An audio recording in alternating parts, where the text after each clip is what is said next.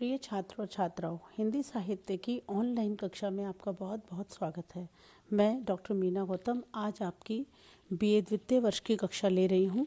BA द्वितीय वर्ष का जैसा कि आपको सूचित है, रीतिकालीन काव्य आपका ये पेपर है, प्रथम पेपर, और हम रीतिकाल पर कुछ एक कक्षाएं ले चुके हैं। पिछली कक्षा मैंने केशव दास पर ली थी। आज मैं इसी कक्षा को आगे विस्तृत हम इस पर चर्चा करेंगे। आपके जो टेक्स्ट है उसमें आपके केशव दास की जो किताब जो लगी है, केशव दास का जो आपका प्रसंग या जो काव्य आपकी किताब में लगा है वह रामचंद्रिका से संबंधित है। बहुत सारे प्रश्न आपके, इस बार मैंने आपसे पहले ही कहा था कि हम अपनी कक्षाओं में, क्योंकि आपके पास समय भी कम है, इस वर्ष आपकी कक्षाएं नहीं के बराबर हुई हैं जो दूसरी आपकी डायरेक्ट क्लासेस होती हैं, तो हम जो आपसे चर्चा करेंगे, मैं सिर्फ आपसे परीक्षा से संबंधित हम प्रश्न उत्तरों पर भी चर्चा साथ साथ करेंगे, क्योंकि आप और हमारे विभाग के और चैनल्स को देख सकते हैं। बाकी ये रीतिकाल वगैरह पर अच्छे कुछ लेक्चर्स हैं। और मैं आज जो बात करना चाह रही हूँ आपके जिस विषय पर, कि आज हम रामचंद्रिका पर थोड़ा सा बात करना चाह रहे हैं, क्योंकि आपके जो टेक्स्ट में आपकी किताब में रामचंद्रिका का बहुत सारा हिस्सा लगा हुआ है। जैसे किसी भी ग्रंथ की शुरुआत आप जानते हैं कि हमेशा जो होती है मंगल वंदना या मंगलाचरण इस तरीके से होती है। तो आपका जो केशव दास का काव्य आपको लगा है, जो कविता लगी है, उसकी शुरुआत सरस्वती वंदना से है, उसके पश्चात राम वंदना है, और फिर परशुराम संवाद। परशुराम के संवाद काफ़ी इसमें लंबा है। उसके पश्चात यहाँ पर कई परशुराम का संवाद सिर्फ लक्ष्मण से नहीं, यहाँ भरत, शत्रुघ्न, राम सभी पात्र इसमें दिखाई दे रहे हैं। तो आप अपने टेक्स्ट में एक बार इसको देखिएगा। उसके पश्चात यहाँ पंचवटी प्रसंग का वर्णन है, हनुमान लंका गमन और रावण शयनागार, और अंतिम जो वो आपके पास कविता का जो अंश है वो सीता दर्शन है। आज मैं थोड़ा सा आपको रामचंद्रिका का परिचय देना चाहूँगी। जैसा कि आपको नाम से ही विदित हो रहा है, नाम से आप समझ पा रहे हैं कि कहीं ना कहीं ये रामचंद्रिका है कि राम की कथा पर ही आधारित एक रचना है।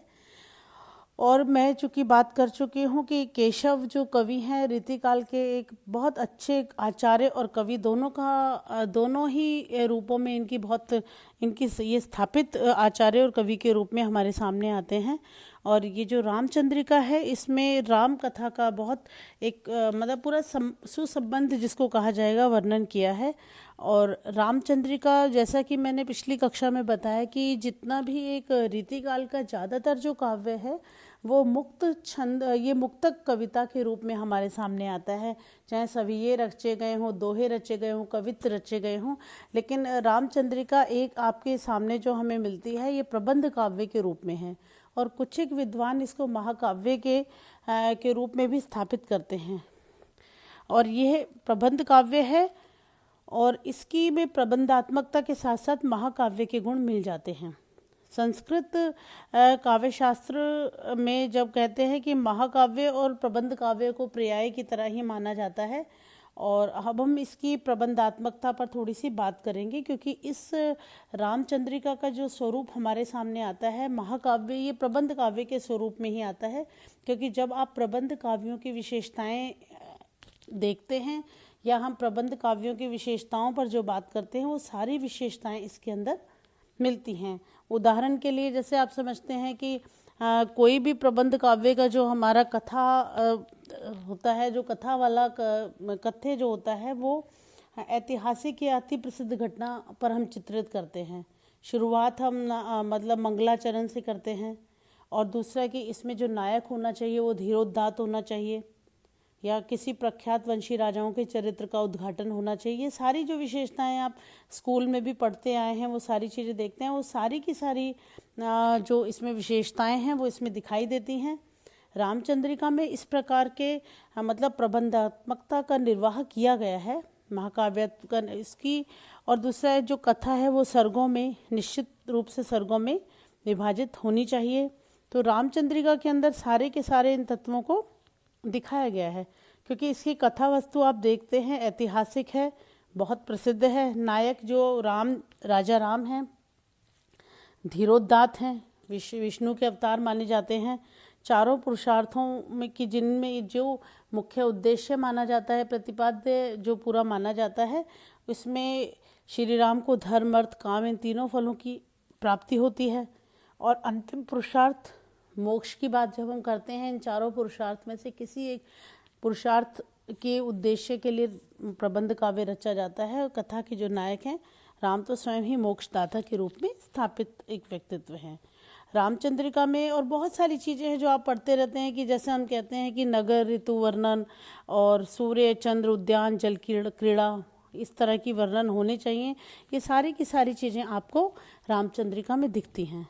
अब रामचंद्रिका में आप देखेंगे पूरी कथा है, राम और रावण की सेना का युद्ध भी है और बहुत सारे, और जो कथानक है वो बिल्कुल श्री राम के सात्विक गुणों को दिखाया गया है। रामचंद्रिका के मुख्य रस पर हम बात करें तो मुख्य रस श्रृंगार रस है और भी बहुत सारे रसों की यहाँ पर अभिव्यक्ति हुई है। बहुत सारे रस और भी दिखाई देंगे क्योंकि जैसे जैसे कथाएं बढ़ती हैं, जैसे जैसे घटनाक्रम होता है, उसके ही हिसाब से और रस यहाँ पर विभाजित होते रहते हैं।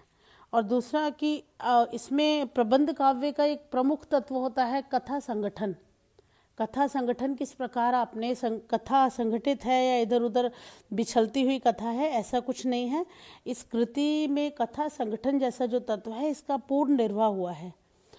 लेखक ने कहीं कहीं, जो केशव दास हैं, उन्होंने कहीं कहीं घटनाक्रम में कुछ एक काट छाट तो की है, लेकिन सुप्रसिद्ध जो घटनाएं हैं वो वैसी की वैसी यहाँ पर दिखाई देती हैं। कुछ एक देखिए, हर जो रचनाकार है वो अपने तरीके से एक कथा को प्रस्तुत कर सकता है। कुछ एक महत्वपूर्ण घटनाएं हैं, कहीं कहीं लगता है केशव उनको छोड़ देते हैं, और कहीं कहीं कुछ एक महत्वपूर्ण घटनाओं का केवल संकेत भर दे देते हैं। तो ये, और कुछ प्रसंग जो कि पिछले कवियों ने जिसमें सिर्फ जिन्हें बहुत डिटेल्ड तरीके से लिखा, वहाँ पर ये केवल, या जिन पर उन्होंने बिल्कुल ध्यान नहीं दिया, उन प्रसंगों को इन्होंने बहुत सारी विस्तार दिया है। तो कथानक को इस प्रकार इन्होंने प्रस्तुत किया है। वैसे पूरा आप देखेंगे रामचंद्रिका को, इसमें शिथिलता नहीं आ पाती, तारतम्यता बनी रही है। और चूँकि रामचंद्रिका केशव दास बहुत ही मतलब महत्वपूर्ण कवि प्रतिभा से जुड़े भरे हुए कवि थे, तो कथा संगठन में और इनकी काव्य कला का पूर्ण निर्वाह यहाँ पर देखा जाता है। और हम अब आज इसकी प्रबंधात्मकता पर ही बात करते हैं, क्योंकि रामचंद्रिका पर मैं 2-3 क्लासेस आपकी लूँगी, हम तब आगे बढ़ेंगे। दूसरा, अब प्रबंध काव्य को आप देखते हैं कि यहाँ पर प्रकृति चित्रण की अगर बात करें तो रामचंद्रिका में प्रकृति चित्रण पर चलते हैं, तो उसमें प्रकृति चित्रण के मामले में केशव दास कहीं ना कहीं कुछ पीछे रह गए हैं। प्रकृति का उतनी गहराई से या उतने विस्तार से वर्णन यहाँ पर नहीं दिखाई देता। ये कहीं ना कहीं इसकी थोड़ा कमी भी देख सकते हैं। प्रबंध काव्य में दूसरा क्या है कि भावात्मकता भी बहुत होनी चाहिए। हम किसी महाकाव्य की बात करते हैं तो भावात्मकता बहुत महत्वपूर्ण इसका पक्ष होता है। हालांकि ये बहुत आक्षेप लगते रहे हैं केशव दास पर कि केशव दास हृदयहीन कवि हैं, जिस विषय पर पिछली कक्षा में मैंने बात की थी। और बहुत सारे भावात्मक प्रसंग ऐसे हैं जहाँ पर बहुत चर्चा होनी चाहिए, केशव दास उनको छोड़ गए हैं। तो ये जो सारी चीज़ें हैं, जैसे कि अब ये देखेंगे कि दशरथ जब राम लक्ष्मण को भेजते हैं विश्वामित्र के साथ देते, वो वाला प्रसंग को देखिए। राम और सीता की विरह से भरी हुई स्थिति, लक्ष्मण का शक्तिवान से घायल होना, लक्ष्मण का शक्तिवान से घायल होना, भरत कैकेयी संवाद, हनुमान रावण संवाद या अंगद रावण संवाद, कुछ बड़े मार्मिक स्थल ऐसे हैं जहाँ पर तो केशव दास बिल्कुल कहीं कहीं उनकी जो भाव अभिव्यक्ति वो बिल्कुल तरल दिखाई देती है, और कहीं कहीं ऐसे प्रसंगों पे वो चमत्कार बहुत ज़्यादा दिखाई देता है। और कवि हृदय की भावुकता कुछ एक जगह पर है, लेकिन जो भावुकता रामचरितमानस लिखने वाले तुलसीदास ने दिखाई, उनसे भावुकता में कहीं ना कहीं केशवदास कम पड़ते हैं। जैसे एक प्रसंग मुझे अभी बड़ा ध्यान आता है कि आप ही देखिए कि भरत जब कैकेयी से अपने ननिहाल से आकर पूछते हैं कि मात कहाँ नृपतात, अपने पिता के बारे में पूछते हैं, तो कैकेयी जवाब देती है, गए सुरलोक ही क्यों सुतशोक लिए। तो इतनी बड़ी घटना को केवल दो पंक्तियों में कर देना, यहाँ ऐसे ही कुछ एक पद है जिनकी वजह से इन पर हृदयहीनता का आरोप लगता रहा है और माना जाता है कि इनका जो कवि हृदय में कहीं ना कहीं भावुकता का अभाव रहा है। लेकिन बावजूद उसके, जैसे जो प्रसंग मैंने कुछ एक ऊपर आपको गिनाए हैं, ऐसे कई प्रसंगों में केशव की भावुकता के दर्शन भी हमारे को दिखाई देते हैं। जैसे अशोक वाटिका में राम के विरह में जो सीता दिखाई देती है, वहाँ भावुकता दिखाई देती है। और सीता को खोजने के पश्चात हनुमान जब राम के समीप जाकर उसकी इस दयनीय दशा का वर्णन करते हैं, वहाँ पर आपको बहुत अच्छे से दिखाई देगी, वहाँ भावुकता इनकी दिखाई देती है। लेकिन बावजूद उसके कुछ एक प्रसंगों को इन्होंने ज़्यादा विस्तार न देकर आकर्षक प्रस्तुत करने के कारण भी कुछ एक प्रसंगों को इन्होंने अलग कर दिया है, मतलब उसको जल्दी जल्दी समाप्त कर दिया है। और कुछ रोचकता बनाने के लिए जैसे अंगद रावण संवाद हैं जो, या अश्वमेध की बात करते हैं। और एक और चीज़ है कि इनका जो रामचंद्रिका है, अपना रामचरितमानस जो है कि वो आप देखेंगे कि रामचरितमानस सीता या राम के वनवास से अयोध्या आने के बाद समाप्त हो जाती है। लेकिन इन्होंने जो लिखा है रामचंद्रिका का जो प्रसंग है, इन्होंने अश्वमेध यज्ञ तक, लवकुश तक इस प्रसंग को उठाया है। और अश्वमेध प्रकरण में लवकुश की जो बात है, सुग्रीव अंगद पर जो कटाक्ष किए हैं, वो बहुत ही रोचक दिखाई देते हैं। और अगर हम बहुत सारी चीज़ें हैं, अब मैं थोड़ा सा अब इनके दोष पर भी अगली कक्षा में भी बात कर सकते हैं, नहीं तो आज इसको हम समाप्त ही करते हैं। कुछ एक दोष हैं, जैसे माना जाता है, जिस पे मैंने बात की कि कई बार ये दोष है कि मार्मिक प्रसंगों की अवहेलना ही करते हैं, कुछ एक असंबद्ध प्रसंगों की योजना, और कहीं कहीं जगहों पे अननेसेसरी, अनावश्यक रूप से विस्तार प्रियता।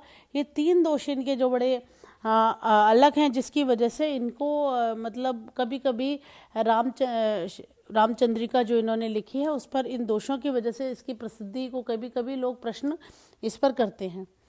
तो मैं इसके मतलब हम लोग अंत में मैं कहना चाहूँगी कि केशव ने मतलब एक प्रबंधकार की तरह महाकाव्यत्व का निर्वाह तो किया है, एक प्रबंध काव्य की तरह से रामचंद्रिका को रचा है। लेकिन वो जिस परिस्थितियों में वो लिख रहे थे, उनका जो सबसे बड़ी जो केशवदास की कमजोरी है, वो उनका युग है। जिस युग में वो रचना कर रहे हैं, कहीं ना कहीं उस युग की परिस्थितियों के कारण वो पूरे के पूरे सभी प्रसंगों का या उस कथा का उचित उपयोग नहीं कर सकते। और कहीं कहीं वो अपना पांडित्य प्रदर्शन करते हैं, कहीं ना कहीं क्लिष्टता दिखाने के लिए मतलब कहीं कहीं ऐसे असंबद्ध प्रसंग यहाँ पर दिखाई देते हैं। इस वजह से कुछ एक दोष यहाँ पर दिखाई देते हैं रामचंद्रिका में। वरना रामचंद्रिका वैसे प्रबंधात्मकता की बात करें, उसमें ये अपने आप में महत्वपूर्ण कृति है। लेकिन अलंकार प्रियता जो उनकी है, उस वजह से कहीं कहीं वो दोषों से युक्त हो जाती है। आज की कक्षा में इतना ही। हम अगली कक्षा में केशव पर दोबारा चर्चा करेंगे। धन्यवाद।